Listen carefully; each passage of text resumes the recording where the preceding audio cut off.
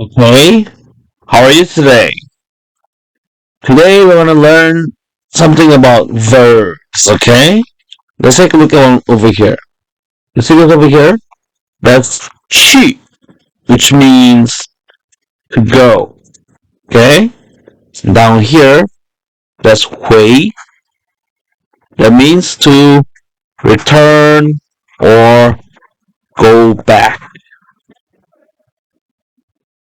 Here, final one, that's 读, that means to read or study. Now, if I say 我去学校，我去学校, that means I go to school because 学校 here means school. School, right? Okay, and at the bottom, we know that 我 means I, right? So 家, that's 家, that means either home or house. So 我回家, as we learned, is return, right? So I return home or I go back home. Yeah. Okay? Right. Finally, I want to say something about here. 我 over here, 我读书. Okay. And that one, I wrote at the bottom, I wrote I read book, right? So in Chinese and in English, this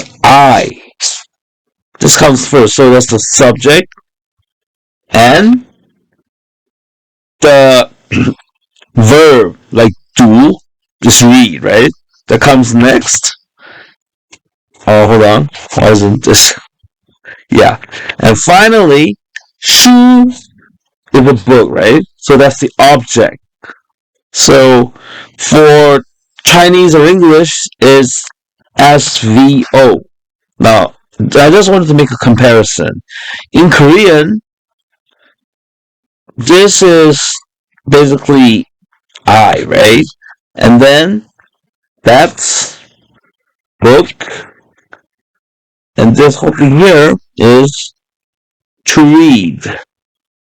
So in Korean, it's more like subject plus object plus verb. Yeah, so I just want to point that out. So just for those of you who are interested, 나는 책을 읽는다 means the same thing as 我读书 or I read a book. Okay, that's for today. Bye.